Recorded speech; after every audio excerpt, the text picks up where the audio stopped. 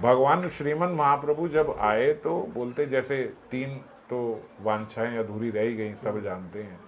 तो श्रीमन महाप्रभु बोलते भाई मेरा एक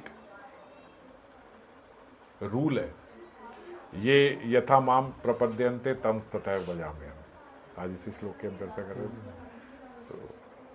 तो बोले ये जो मेरा रूल है, ये यथा माम प्रपद्यन्ते तम तथैव भजाम्यहम्, ये मैं गोपियों के साथ अप्लाई नहीं कर पाया हूं अपने कृष्ण जन्म में, ब्रजवासियों के साथ ये अप्लाई नहीं कर पाया हूं। मेरा ये रूल टूट रहा है। ये यथामाम प्रपद्यन्ते मैंने बोल तो दिया, ये यथामाम प्रपद्यन्ते समझते हो ना, जो मेरे साथ जैसा करता है मैं उसके साथ वैसा ही भाव रखता हूं। जैसे अभी मैंने बोला किसी की पानी पिलाने की इच्छा हुई तो भगवान के भीतर वो पानी की प्यास हो जाती है। कोई भगवान को सखा मानता है, भगवान उसे सखा मान लेते हैं। कोई भगवान को, गोपाल जी को अपना बेटा मानता है, भगवान उसको अपना पिता मान लेते हैं। तो भगवान का एक नियम है, उन्होंने भगवत गीता में बोला ये यथामाम प्रपद्यन्ते तम तथैव भजाम्यहम्, जो मेरा जैसे भजन करता है मैं भी उसका वैसे ही फिर भजन करने लगता हूं। तो भगवान बोलते भाई मैं उसका वैसे भजन करने लगता हूं, पर ये मेरा जो रूल है ये ब्रज में टूट गया और इसका मुझे अति खेद है और इसकी भरपाई भी करना चाहता हूं। जैसे हम बोलते हैं ना, एक आदमी प्रॉमिस किया उधार लेके, उधारी है जो गोपियों का प्रेम लिया, ये सब लिया कि भैया मैं तुम्हें इतना दूंगा। तो जो व्यक्ति एक लोन ले ले और फिर दे ना पाए तो उसको क्या बोलते हैं, दिवालिया हो गया, इसका दिवालिया निकल गया। तो बोले कृष्ण का दिवालिया निकल गया। गोपियों को वो प्रेम कहां दे पाए।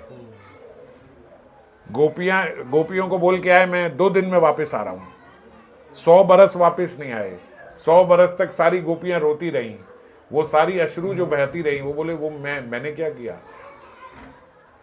हम तो वहां द्वारका में 16,108 रानियों के साथ थे, है ना, और वहां गोपियां रो रही हैं मेरे विरह में। तो कहां हुआ ये यथामाम तम तथैव भजाम्यहम्।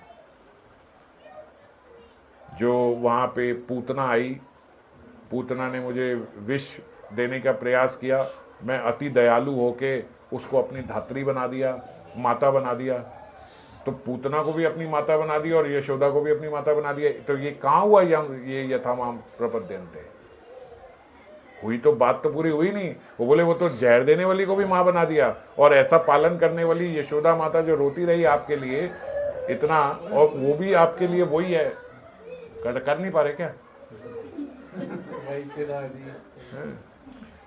तो बोले कहाँ ये यथामाम हुआ। तो बोले ये इसकी को पूरा करने के लिए भगवान श्री कृष्ण जो हैं वो गौर रूप में अवतरित हुए।